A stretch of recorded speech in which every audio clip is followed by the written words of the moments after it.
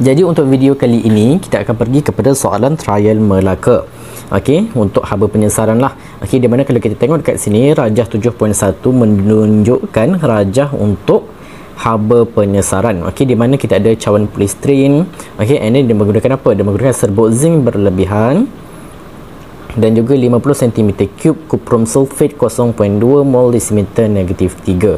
Di mana 50 cm3 adalah V kita punya isi padu, manakala 0.2 isi kita punya M, ya ini kemolaran. Okey, so kita terus pergi kepada soalan yang pertama, soalan A. Okey, disuruh nyatakan maksud haba penyesaran, di mana maksud haba penyesaran kita dah pernah jawab dah dalam beberapa video yang sebelum ini, di mana konsepnya adalah ataupun keyword yang awak kena ada adalah perubahan haba apabila satu mol logam tersesar daripada larutan garamnya.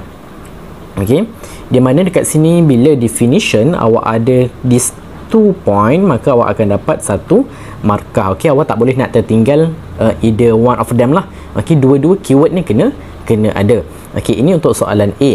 Untuk soalan B, dia tanya berikan satu sebab kenapa cawan polistrin digunakan dalam eksperimen ini, di mana yang in this case saya dah pernah terangkan dalam video yang lepas, di mana cawan polistrin ini digunakan in order untuk kita mengurangkan haba terbebas ke persekitaran, di mana keyword dia dekat sini adalah mengurangkan lah. Okey, keyword yang betul adalah mengurangkan. Okey, barulah awak akan dapat satu markah.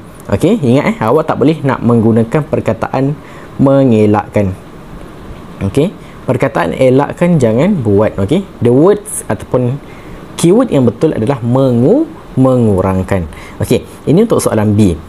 Okey, seterusnya kita pergi kepada soalan C, di mana dia kata persamaan termokimia di bawah mewakili tindak balas penyesaran itu.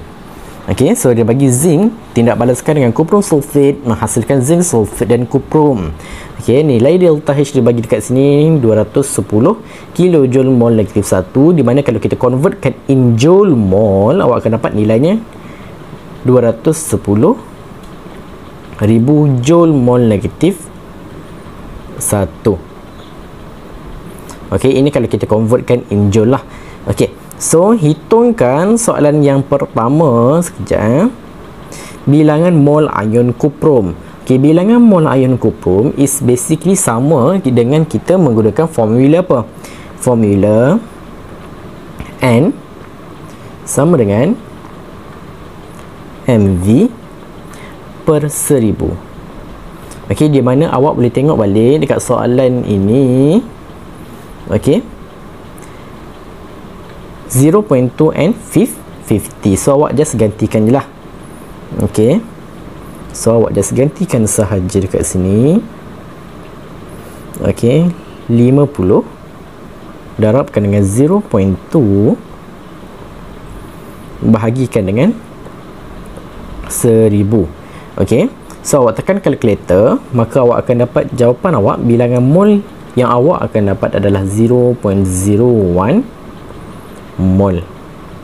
Okey, maka dekat sini kalau awak tengok markahnya adalah 1. So markah yang dikira hanyalah jawapan akhir lah. Okey, pengiraan tak termasuk. So awak akan dapat 1 markah. Okey, seterusnya disuruh hitungkan haba yang dibebaskan. Okey, haba yang dibebaskan, which means dekat sini dia minta the value of Q. Okey, tapi macam mana kita nak cari Q? Okey, Q kita boleh menggunakan formula apa? M C theta, di mana sebenarnya kalau kita ikutkan nilai M kita dah adalah, iaitu nilai isi padu larutan yang digunakan. Nilai C pun dah ada, constant, iaitu 4.2, tapi nilai theta kita tak ada, iaitu perubahan suhu. Sebab kalau awak tengok kepada soalan, dia tak pernah mention mengenai dengan suhu. So dia tak mention suhu, but dia mention haba penyesaran, di mana formula haba penyesaran ataupun haba tindak balas is delta H sama dengan Q over N, di mana kalau awak tengok nilai delta H dekat sini dia dah bagi.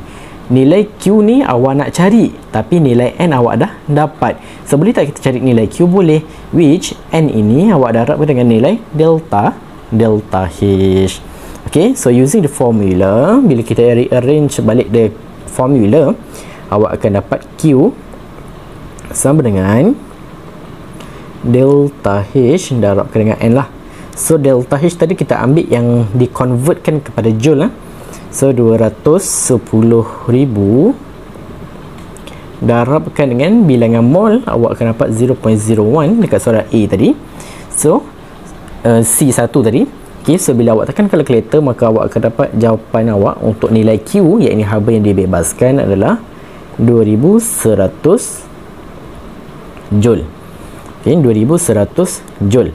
Okay, ini kalau awak tengok dekat sini, markah adalah 2 markah. Macam mana awak dapat 2 markah? Yang pertama, jawapan akhir beserta unit yang betul.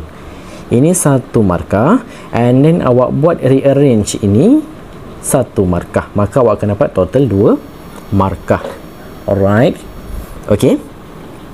So, yang seterusnya kita pergi kepada soalan yang ketiga.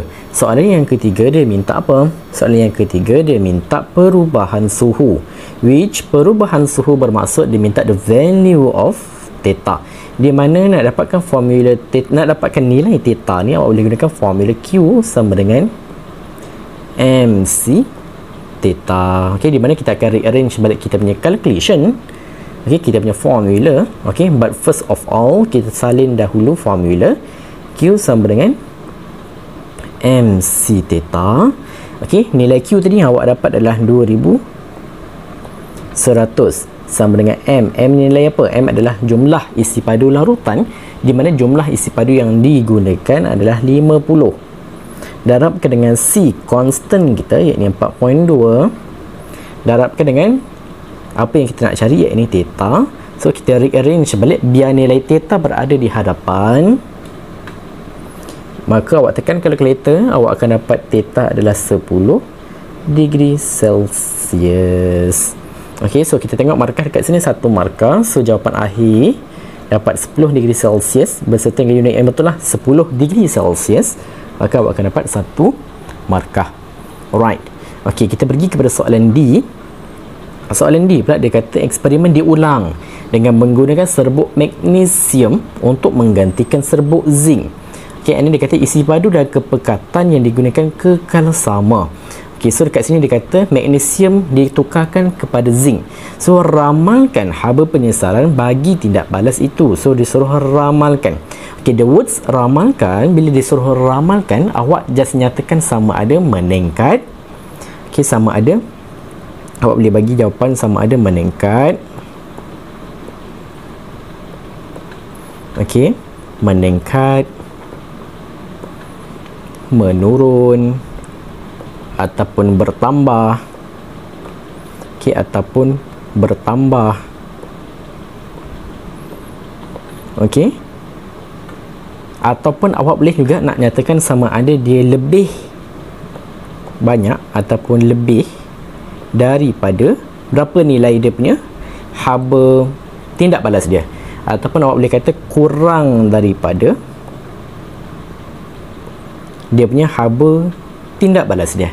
Okey, so ini adalah di antara option yang awak boleh buat bila soalan tanya ramalkan. So in this case, okey, bila magnesium ditukarkan kepada serbuk zinc, ramalkan apa yang akan terjadi adalah dia akan meningkat. Okey, bila awak jawab meningkat dekat sini, awak akan dapat 1 markah, just one word. Okey, bila soalan suruh ramalkan, awak jawab one word meningkat sahaja pun dah mendapatkan awak 1 markah. Tak ada masalah lah, jangan panjang-panjang. Okey, jangan serabut-serabut. Okey, tapi kat sini kita nak tahu kenapa meningkat. So kat sini disuruh nyatakan jawapan, nyatakan reason. Okey, di mana kita boleh katakan bahawa sekejap so diminta sebab. So the reason why kita boleh katakan bahawa magnesium lebih elektropositif daripada zinc. Okey, maka kat sini awak akan dapat 1 markah, just one word only, one sentences only. Okey, the short one. Okey, tapi kalau kita tertanya-tanya kenapa magnesium lebih elektropositif daripada zinc, okey, kita tengok daripada mana. Sebenarnya kita akan tengok berdasarkan SEK, iaitu siri elektrokimia. Okey, awak punya silibus baru saya tak berapa sure nama dia, saya tak silap SKL, siri kereaktifan logam. Untuk awak tak silap dia dah tukar kepada SKL lah, siri kereaktifan logam. Kalau waktu KBSM dulu kita namakan dia SEK, siri elektrokimia. Okey, di mana SKL kalau awak tengok, okey, dia akan jadi macam ni tau. Kalau nak kahwin mesti ada zakat fitrah supaya perempuan hidup cukup aman. Okey, ini adalah kita punya SKL. Okey, di mana except hidrogen ni tak adalah. Hidrogen tak ada sebab hidrogen adalah bukan logam So ini adalah kita punya SKL. Okey, di mana awak tengok zinc ada dekat mana? Zinc kedudukan dia berada dekat this one, betul? Manakala magnesium ada dekat sini. Okey, di mana awak kena tahu untuk siri kereaktifan logam. Okey, untuk siri kereaktifan logam semakin ke atas, semakin ke atas bermaksud lebih elektropositif. Okey, sekejap bermaksud dia lebih elektropositif semakin ke atas. Bila ke bawah dia adalah lebih elektronegatif. Okey, apa elektropositif ni? Apa elektronegatif ni? Elektropositif menunjukkan bahawa keupayaan sesuatu bahan, keupayaan sesuatu unsur untuk di switch. Okey, untuk di switch position, ataupun dalam arti kata lain, bila sesuatu bahan tu makin kuat ataupun makin ke atas, makin elektropositif, dia meningkatkan the percentage untuk sesuatu bahan tu terhasil, ada produk. Okey, di mana kalau awak tengok bila zinc dan magnesium ni lebih atas kedudukannya, maka bila ditukarkan, okey, bila digantikan bahannya zinc dengan magnesium, bermaksud akan ada hasil tindak balas yang baru. So bila akan ada hasil tindak balas yang baru, menjadikan nilai delta H-nya lebih tinggi sebab dia lebih elektropositif.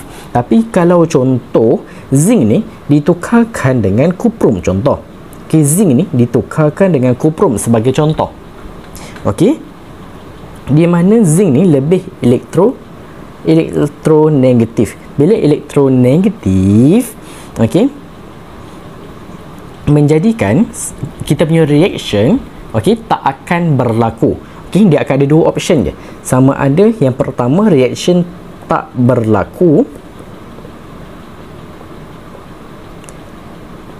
ataupun yang kedua nilai tindak balasnya akan rendah. Dia akan ada dua option itu sahaja. Okey, so that's why bila awak tengok dekat sini zinc ditukarkan kepada magnesium, magnesium lebih atas, lebih elektropositif, maka kita katakan bahawa haba penyesaran dia akan meningkat. Okey, so itu adalah sebab ni lah. Okey, so kita pergi kepada soalan yang terakhir pula. Soalan yang terakhir, dia suruh lukiskan gambar rajah aras tenaga. So aras tenaga kat sini kita dah tahulah. Okey, nilai kita punya haba penyesaran kita tadi adalah negatif. So negatif adalah untuk tindak balas eksotermik. So inilah kita punya gambar rajah aras tenaga. Yang pertama sekali labelkan tenaga. Okey, and then bahan dan hasil, and then nilai delta H berserta tanda dan juga unit yang betul, and then this anak panah awak akan dapat 4 tik, maka awak akan dapat 2 markah. Okey, di mana bahan dan hasil kat sini kalau kita tengok dia menggunakan persamaan ion tapi awak boleh juga gunakan persamaan kimia seimbang, tak ada masalah. Okey, awak boleh gunakan persamaan kimia seimbang, di mana dekat sini awak just ambil sahaja dekat soalan C tadi. Okey, dekat soalan C tadi awak boleh ambil dekat soalan C, tak ada masalah. Okey, yang dah diberi tadi. Okey, so dekat sini awak dapat 2 markah. Okey, jadi untuk video yang seterusnya kita akan pergi kepada soalan Kelantan 2021.